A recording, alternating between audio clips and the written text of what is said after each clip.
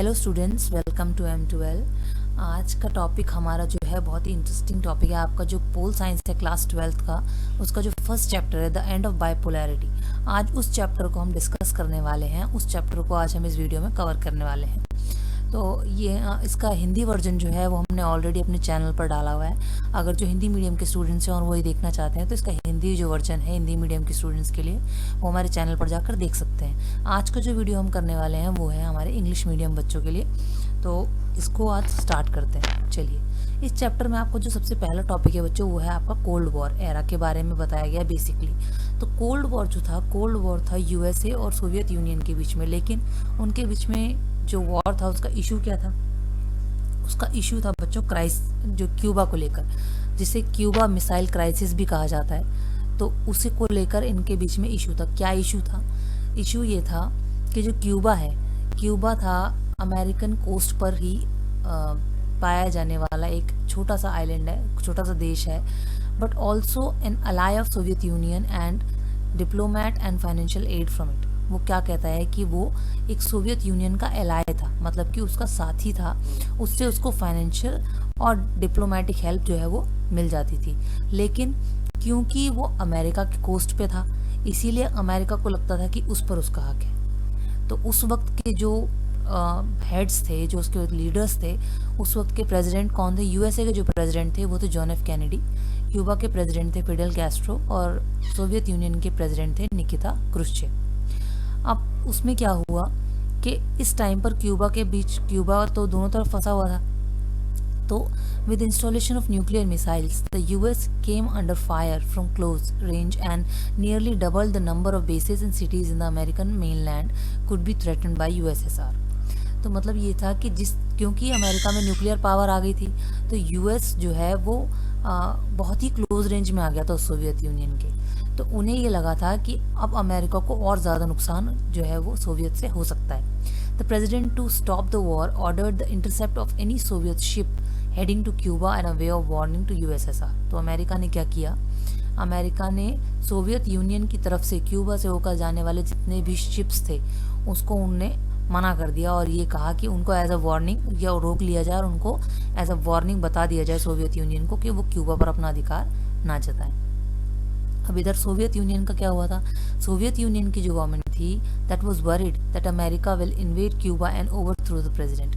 अब Soviet union को ये डर था कि अमेरिका के पास क्योंकि न्यूक्लियर पावर है तो अमेरिका उन पर हमला करेगा और उनको जो है वहाँ से निकाल बाहर करेगा।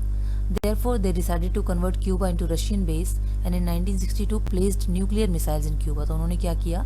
उसे एक रशियन बेस घोषित कर दिया क्यूबा को और वहाँ पर चारों तरफ मिसाइल्स तैनात कर दी ताकि अमेरिका उस पर कब्जा न कर सके। The USSR didn't refuse the loss and both parties decided to avoid the war। The whole incident is called the Cuban Missile Crisis। मतलब यूएसएसआर को जब ये दिख गया था कि अमेरिका उस पर हमला कर सकता है बाकायदा साथ साथ बराबर, तो उसने क्या किया कि उसने उस ऑफर को ठुकराया नहीं और दोनों ने जो वॉर की जो कंडीशन थी उसको ख़त्म कर दिया कि हम आपस में वॉर नहीं करेंगे। तो इस पूरे इंसिडेंट को क्यूबन मिसाइल क्राइसिस कहा जाता है। The cold war was more than simply a matter of power rivalries of military alliances end of the balance of power. This may also be called the difference in ideologies. क्योंकि उन लोगों की ideologies भी difference थी, तो ये सिर्फ power को लेकर वॉर नहीं था। कोल्ड वॉर का मतलब बच्चों ये है कि उनकी जो मेंटालिटी थी, उनका जो बेसिक थी, उनकी जो आइडियोलॉजीज थी, जिस चीज़ों में वो मानते थे, उनको लेकर भी राइवलरी हो गई थी। सिर्फ पावर को लेकर नहीं थी। वो तो फिजिकली लड़ सकते थे, वो फिजिकली लड़ना उन्होंने रिजेक्ट कर दिया आइडिया। तो उनकी जो आइडियोलॉजीज थी वो भी बहुत डिफरेंट थी। कुछ इस बात को लेकर भी उनके बीच में राइवलरी हमेशा बहुत ज़्यादा रहती थी। तो क्या हुआ कि आगे जाकर वो दो ग्रुप्स बट गए, आइडियोलॉजीज के बेस पर दो ग्रुप्स बन गए। पहला ग्रुप बन गया आपका अमेरिका, जिसका हेड अमेरिका था, उसको कहा गया वेस्टर्न अलायंस, और जो सोवियत यूनियन था जिसका हेड उसको कहा गया ईस्टर्न अलायंस। अब वेस्टर्न अलायंस जिसका हेड अमेरिका था उसकी आइडियोलॉजी क्या थी? Liberal democracy and capitalism. तो वहाँ पर क्या था? कैपिटलिज्म को आगे बढ़ा चढ़ाकर मतलब उसको आगे किया जाता था, उसका फेवर किया जाता था और लिबरल डेमोक्रेसी को जोर दिया जाता था। लेकिन जो सोवियत यूनियन था, जहाँ ईस्टर्न अलायंस था, वहाँ पर सोशलिज्म और कम्युनिज्म को ज़्यादा महत्व दिया जाता था, यानी कि ज़्यादा इंपॉर्टेंस दी जाती थी। Back story of cold war. अब हम चलते हैं कि कोल्ड वॉर एक्चुअली में हुआ क्यों था। 1939 से 1945 तक वर्ल्ड वॉर 2 हुआ था, आप सब जानते हो। 1945 में जब वर्ल्ड वॉर ख़त्म हो गया, उसके बाद कुछ देश जीते, कुछ देश हारे, है ना। जो एक ग्रुप में थे वो देश जीते। जो देश जीते थे वो थे allied forces which was US, Soviet Union, Britain and France. And the countries that have lost the war were Axis powers, that were Germany, Italy and Japan. How? अब जब हारना और जीतना अलग अलग हो गया तो उसमें क्या हुआ कि अमेरिका क्योंकि जीत गया था, तो अमेरिका ने क्या किया, अपनी न्यूक्लियर पावर दिखाने के लिए उन्होंने न्यूक्लियर एक्सपेरिमेंट के नाम पर जापान में हिरोशिमा और नागासाकी, जिसे उन्होंने क्या कोड दिया था, little boy and fat man, उस पर उन्होंने बॉम्ब गिरा दिए। बॉम्ब गिराने के बाद जब जापान और के हिरोशिमा और नागासाकी बर्बाद हो गए, तो कुछ देश जो थे उन्होंने इस बात को क्रिटिसाइज़ किया बहुत ज़्यादा कि ये गलत किया था, गलत ऐसा नहीं किया चाहिए था। और कुछ लोगों ने इसको अप्रिशिएट किया या फिर डिफेंड किया कि अमेरिका ने अपनी पावर को दिखाया है, जताया है कि हाँ अमेरिका सही था। तो उसमें जब ऐसा हुआ कि कुछ लोगों ने अमेरिका का साथ दिया और कुछ कंट्रीज़ ने अमेरिका का साथ नहीं दिया, तो जिन्होंने साथ नहीं दिया वो सोवियत यूनियन के साथ आ गए और जिन्होंने अमेरिका का साथ दिया वो अमेरिका के अंडर आ गए। रिजल्ट क्या हुआ कि अमेरिका और सोवियत यूनियन ही ऐसी पावर्स बची जिनको सुप्रीम पावर्स कहा गया। वो ऐसी कंट्री बन गई जिन्होंने बाकी कंट्रीज़ को हेड करना शुरू किया और अपनी आइडियोलॉजीज़ और अपने जो आइडियाज़ थे और जो उनकी पावर्स थी उसका इस्तेमाल करते हुए उन लोगों ने अपने आप को सुप्रीम पावर घोषित कर दिया।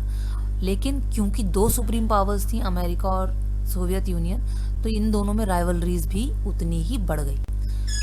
देखो, by 1950s US and USSR were already making thermonuclear weapons that had yield between 10 to 15,000 kilotons, means 1,000 times more destructive than Hiroshima and Nagasaki.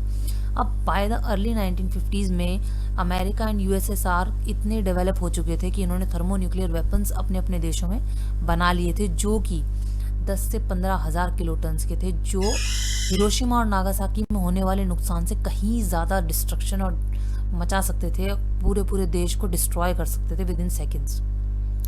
तो क्या हुआ फिर, लॉजिक ऑफ डिफरेंसेस आया।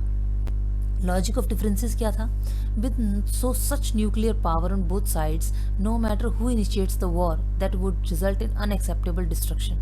Thus the Cold War, in spite of being the intense form of rivalry between great powers, remained a Cold War. The logic of deterrence prevented war but not rivalry.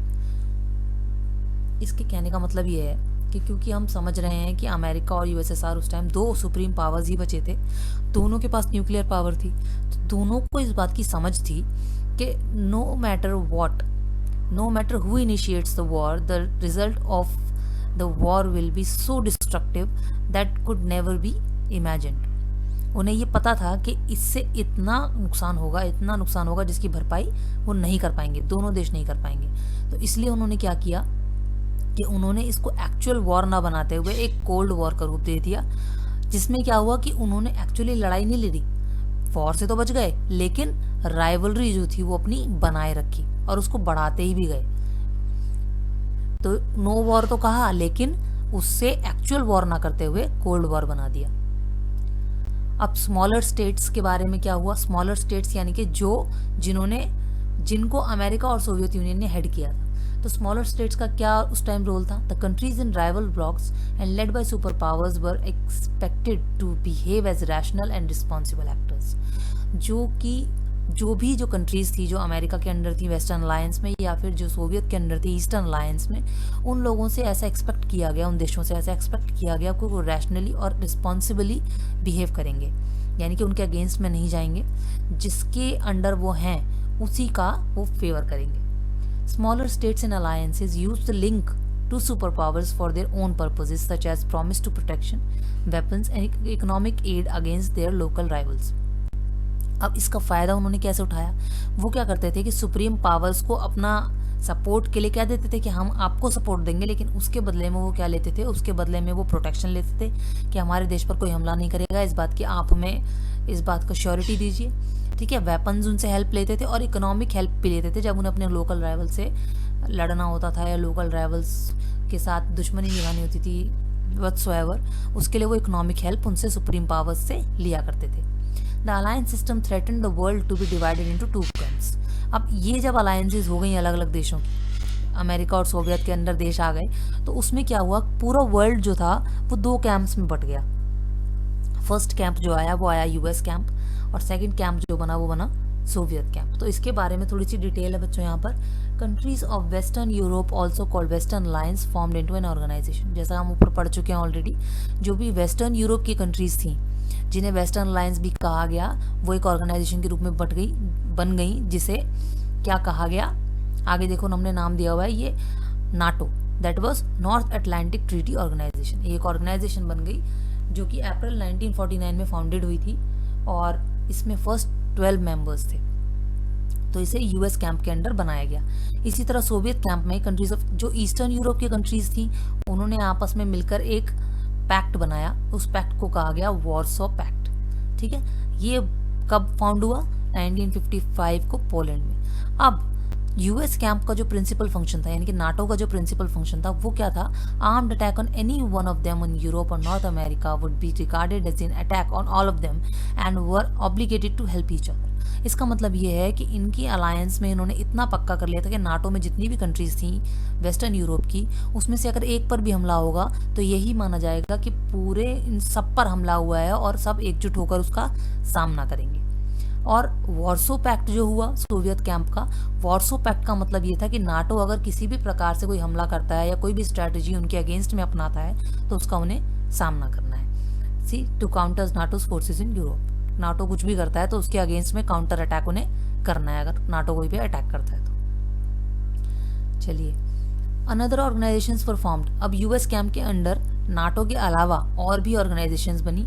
कौन सी थी वो, SEATO, southern south east Asian treaty organisation, और CENTO, central treaty organisation, यानी कि जो build with east and south Asia and west Asia middle east. मतलब कि वेस्टर्न यूरोप के अलावा भी बाकी जो एशियन कंट्रीज थी उनको मिलाकर सेंट्रल ट्रीटी ऑर्गेनाइजेशन बनाई गई, और साउथ ईस्ट एशियन कंट्रीज को मिलाकर south east Asia treaty organisation बनाई गई। इसी तरह सोवियत कैंप ने क्या किया, Soviet also forced east Europe to be their alliance to have whole eastern area under their influence. अब वो ये चाहते थे कि थोड़ी बहुत भी ऐसी कोई यूरोपियन कंट्री नहीं होनी चाहिए, ईस्ट यूरोपियन कंट्री नहीं होनी चाहिए जो कि अमेरिकन कैंप के अंडर जाए, यूएस कैंप के अंडर जाए। इसीलिए वो जो ईस्टर्न यूरोप की जितनी भी कंट्रीज थी उन सबको बाय अलायंस और बाय फोर्स, वो सबको इस बात के लिए ज़बरदस्ती करते थे कि आपको सोवियत कैंप के अंडर ही रहना है, ताकि उनको ये श्योरिटी हो जाए कि पूरा का पूरा जो ईस्टर्न यूरोप है वो सोवियत कैंप के अंडर ही आता है। Soviet and China communist responded by having close relations with their regional countries such as North Vietnam, North Korea and Iraq. अब सोवियत ने चाइना के साथ हाथ मिलाया।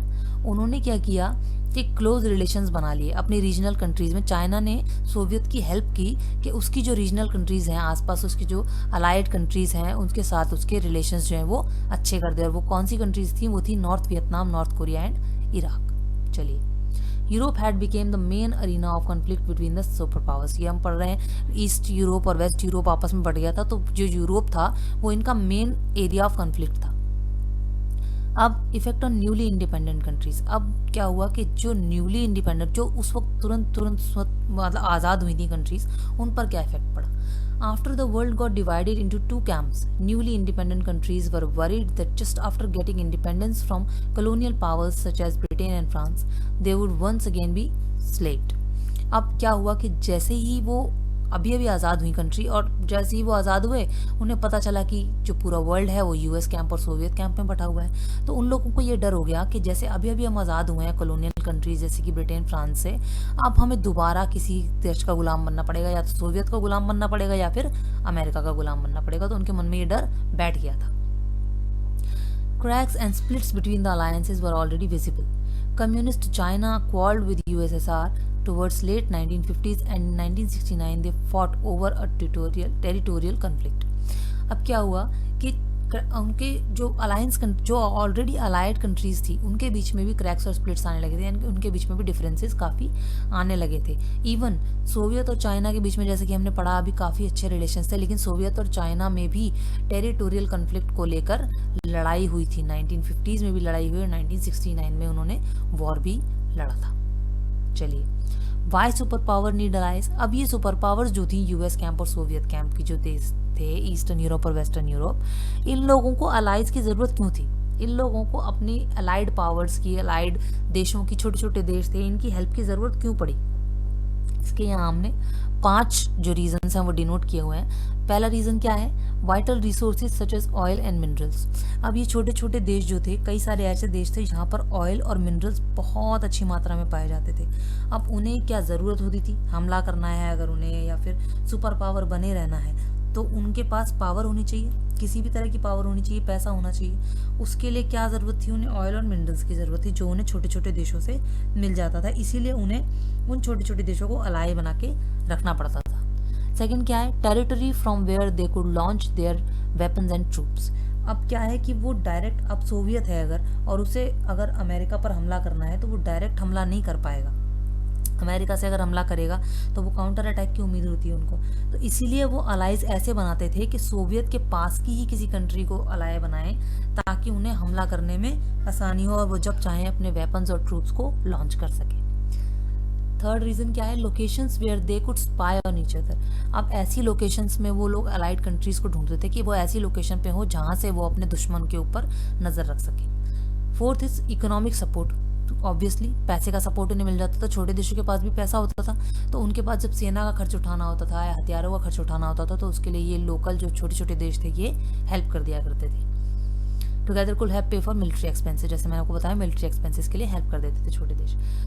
Last, ideological reasons, loyalty suggested that they were winning the war of ideas as well. अब क्या था कि ये ऐसा चाहते थे कि ये छोटे छोटे जो देश हैं ये हमारी आइडियोलॉजी को माने। अब यूएस कैंप है, वो चाहता है कि ऐसे देशों को एलाइज बनाए, ज़्यादा से ज़्यादा देशों की जो आइडियोलॉजी है वो ऐसी हो कि वो कैपिटलिज्म में या लिबरल डेमोक्रेसी में बिलीव करें। जबकि सोवियत ये चाहता था कि ज़्यादा से ज़्यादा कंट्रीज़ को ज़्यादा से ज़्यादा अलाइज बनाए और उन सभी की आइडियोलॉजी को वो कम्युनिज्म और सोशलिज्म में बदल सके। तो उन्हें ये भी था कि अपनी आइडियोलॉजी को हम ज़्यादा से ज़्यादा फैला पाएँ। Arena of cold war. अब एरिया क्या था कोल्ड वॉर का? Direct confrontation of why super powers in Korea, Berlin, Congo. Area where crisis of war occurred and threaten to occur between the alliance system but did not cross certain limits. Effects: loss of lives, global hostilities, huge military buildups. Sometimes diplomatic communication between the superpowers could not be sustained and contributed to misunderstanding. इसका में कहने का मतलब ये है कि कई जगह वैसे तो कोल्ड वॉर था तो आपस में इन्होंने डायरेक्टली वॉर नहीं किया, लेकिन कुछ ऐसे एरियाज भी थे जहाँ पर इन लोगों का डायरेक्ट सामना हुआ, जैसे कि कोरिया, बर्लिन, कॉन्गो। यहाँ पर इनका सुपर पावर्स का डायरेक्ट सामना हुआ और डायरेक्ट इनके बीच में वॉर हुआ, लड़ाई हुई। अब क्या हुआ था कि वैसे एरियाज जो क्राइसिस और वॉर जहाँ पर हुआ वहाँ पर अलायंस सिस्टम के बीच में इन्होंने लड़ाई तो की, लेकिन सर्टेन लिमिट्स को क्रॉस नहीं किया। लेकिन फिर भी इन्होंने लड़ाई की, उसका रिजल्ट क्या आया? लॉस ऑफ लाइव्स, हत्याएं हुई, हॉस्टिलिटीज़, बहुत ज़्यादा नुकसान हुआ, मिलिट्री बिल्डअप्स बहुत हुए, मिलिट्री में पता है कितना खर्चा आता है, वो हुआ। डिप्लोमेटिक कम्युनिकेशन करने की भी कोशिश की गई, लेकिन वो बात सुलझने की बजाय मिसअंडरस्टैंडिंग्स जो थी वो और ज़्यादा बढ़ गई। Non aligned movement. अब यह आपका नॉन अलाइंड मूवमेंट चला 1956 में, जिसे हम नाम भी कहते हैं। उसकी ज़रूरत क्यों पड़ी? अब पहले तो हम ये समझ लेते हैं कि जो ये नॉन अलाइंड मूवमेंट था इसको आइसोलेशनिज्म और न्यूट्रलिटी का इसका मीनिंग डायरेक्टली हम जो करते हैं वो नहीं है। मतलब कि इसमें जो कंट्रीज थी वो आइसोलेटेड भी नहीं थी कि हमें किसी से कोई मतलब नहीं है, हम बिल्कुल ही अलग हैं, हम वर्ल्ड का हिस्सा नहीं है, ऐसा भी नहीं था। और न्यूट्रलिटी भी नहीं थी कि वर्ल्ड में कितना कुछ हो रहा है हम कोई मतलब ही नहीं रखेंगे, हम न्यूट्रल हैं, हम कोई रिएक्ट नहीं करेंगे, ऐसा भी नहीं था। तो नम की ज़रूरत इसलिए पड़ी, although there was no apparent war, still rivalries between two alliances were on peak. Mutual suspicions led them to arm themselves to the teeth and to constantly prepare for war. अब ये कहना चाह रहा है कि इसमें डायरेक्ट तो इन लोगों के बीच में वॉर नहीं था, कोल्ड वॉर था, लेकिन फिर भी जब इनके बीच में कोल्ड वॉर होने के बावजूद इनके बीच में जो राइवलरी थी वो अपने पीक पर थी, बहुत ज़्यादा राइवलरी हो गई थी। इसकी वजह से क्या हुआ था कि कांस्टेंट सस्पिशन बना रहता था। कांस्टेंट सस्पिशन के लिए इनको एवरी टाइम रेडी रहना पड़ता था कि हमें कभी भी वॉर की ज़रूरत पड़ सकती है, वॉर के लिए जाना पड़ सकता है। उसके लिए उन्हें प्रॉपरली मेंटेन करना पड़ता था उन्हें अपनी मिलिट्री को। Constant possibility of war with extreme destruction and unimaginable loss.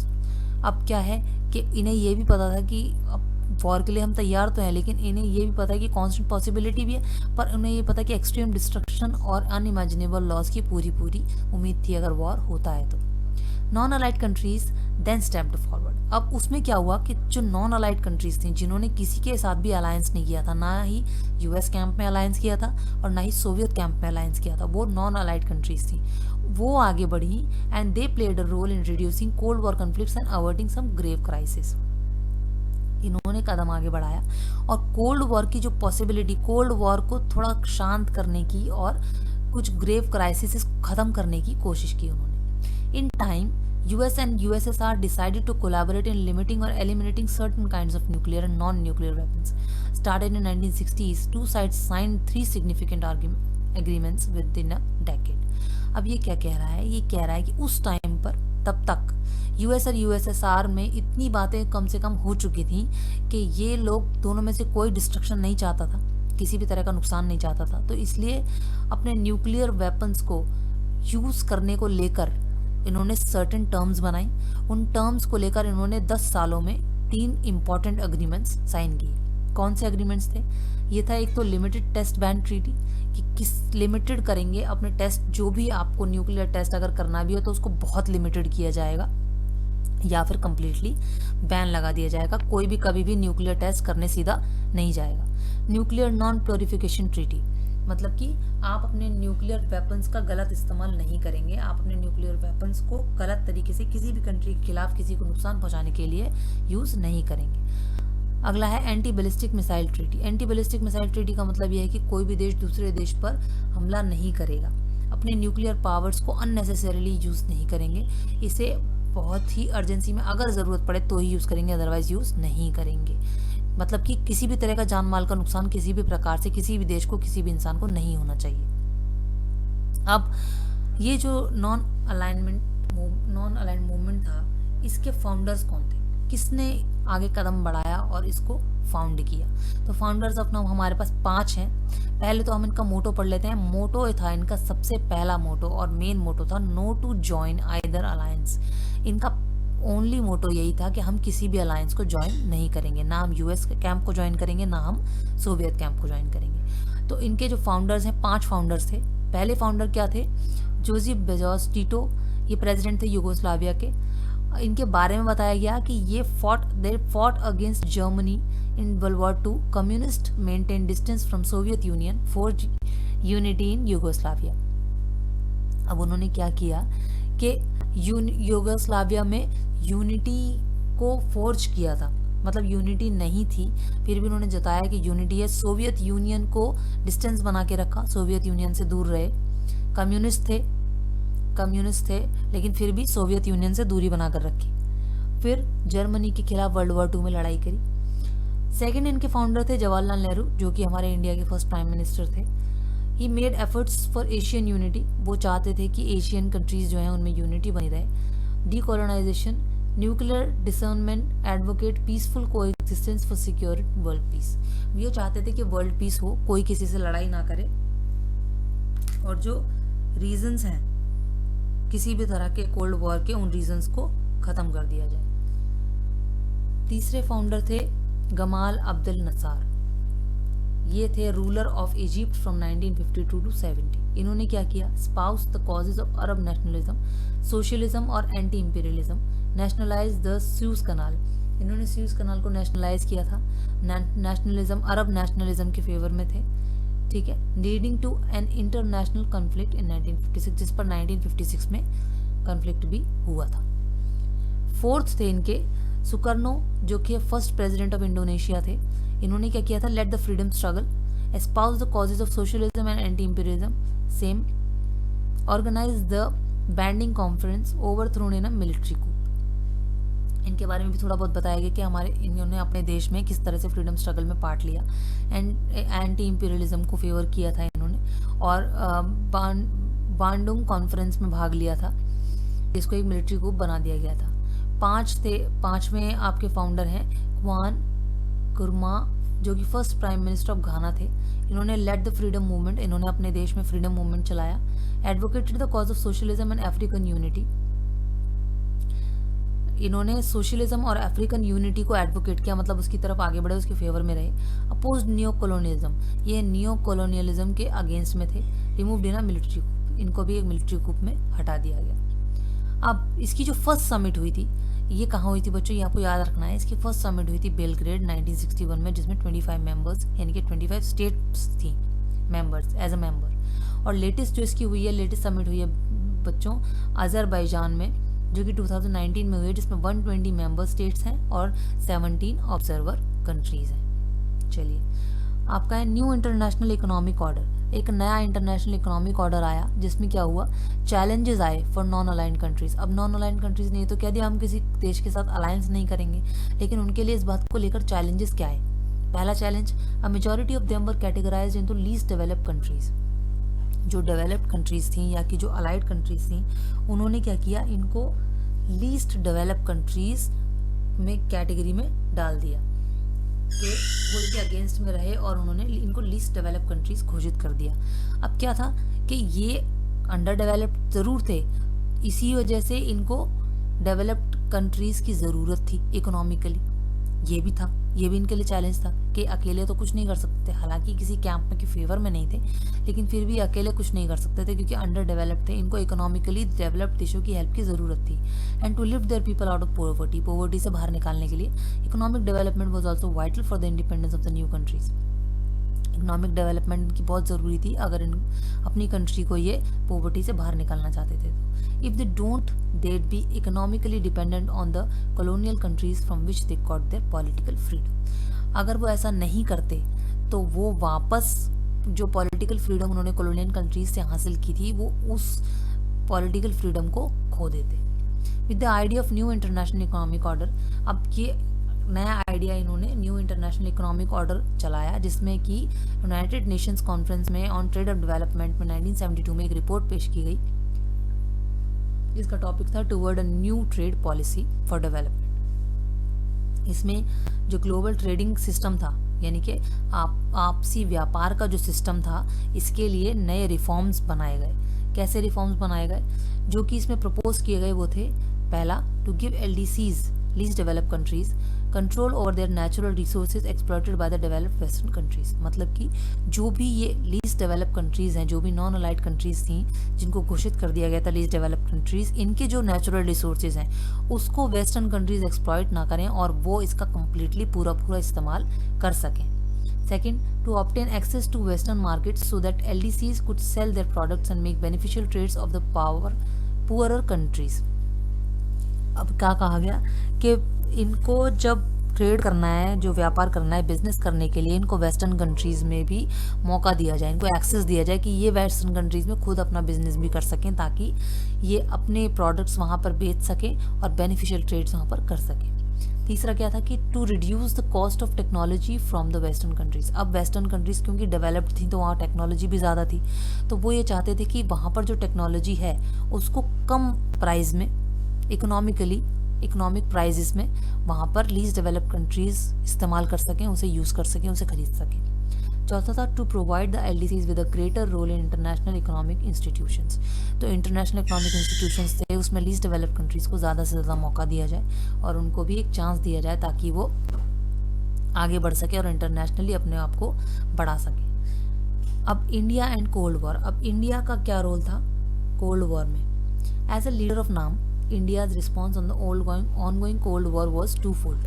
अब क्या था कि क्योंकि जो नाम के फाउंडर्स थे, 5 फाउंडर्स, उसमें एक इंडिया के हमारे प्राइम मिनिस्टर भी थे, तो उसका जो इंडिया का जो रिस्पॉन्स था कोल्ड वॉर की तरफ, वो टू फोल्ड था, यानी कि 2 तरफा था। पहला क्या था, it took particular care in staying away from the 2 alliances.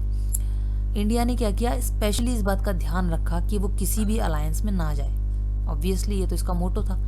Secondly, it raised his voice against the newly decolonised countries becoming part of their alliances. अब उन्होंने ये बात भी जोर दिया कि जो भी अभी अभी डीकोलोनाइज हुई हैं कंट्रीज, जो आज़ाद हुई हैं, वो उनकी अलायंस में आ जाए, यानी कि नॉन अलाइंड कंट्रीज में, नॉन अलाइंड कंट्रीज थी, नॉन अलाइंड मूवमेंट था, उसमें उनके अलायंसेस बन जाएं, वो कंट्रीज किसी और कैंप में ना जाएं।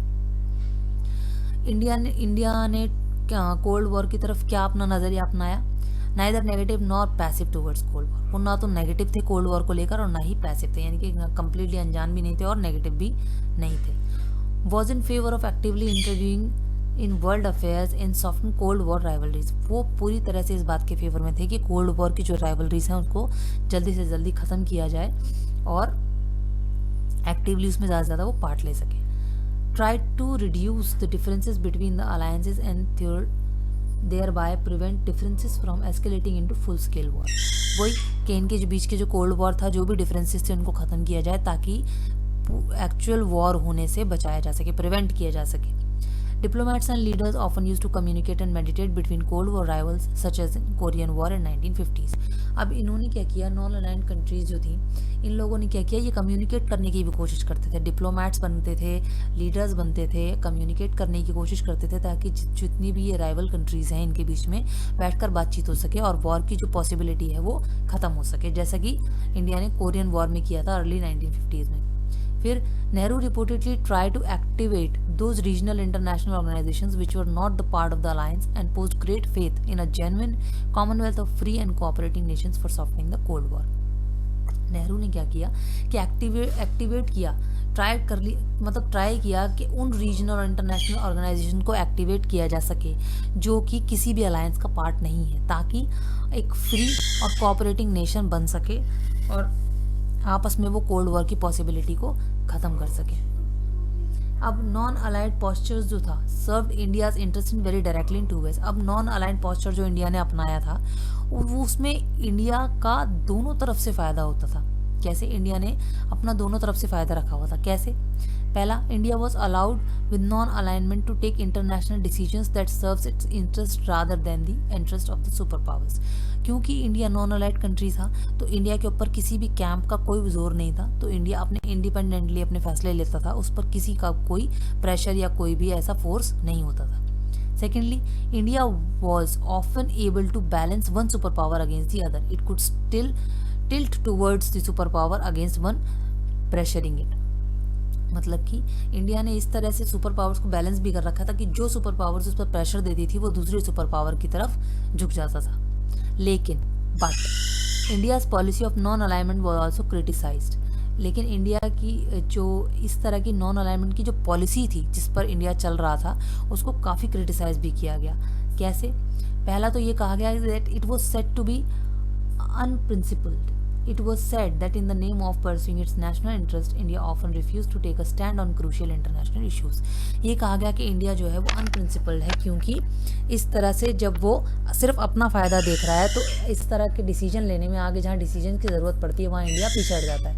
क्या है ये कहा गया? It is suggested that India was inconsistent and took contradictory postures. मतलब ये कहा गया कि इंडिया कंसिस्टेंट नहीं है अपने पॉलिसी में, अपनी जो भी उसकी आइडियोलॉजी है उस पर कंसिस्टेंट नहीं है और बार बार अपने पोस्चर्स को चेंज कर देता है, यानी कि अपने जो नज़रिए हैं, अपने जो पॉलिसीज़ हैं उनको चेंज कर देता है। कैसे? India sign treaty of friendship with USSR in 1971 for 20 years।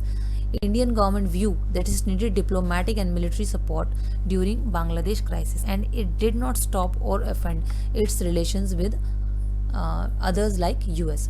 अब क्या कहने का मतलब है कि एक तो इंडिया ने USSR के साथ 1971 में 20 साल का फ्रेंडशिप का पैक्ट साइन कर लिया, जो कि क्योंकि उसको डिप्लोमेट हेल्प मिली थी बांग्लादेशी क्राइसिस में। लेकिन उसने यूएस के साथ भी अपने रिश्ते ख़राब नहीं किए, यूएस के साथ भी अपने रिश्ते लगातार बनाए रखे थे। ठीक है, तो ये बच्चों आपका चैप्टर ख़त्म हो गया है। ये आपका फर्स्ट चैप्टर हमने कवर कर लिया है। हम नेक्स्ट वीडियो में सेकंड चैप्टर के साथ आपसे दोबारा मिलेंगे। तब तक आपको वीडियो पसंद आया हो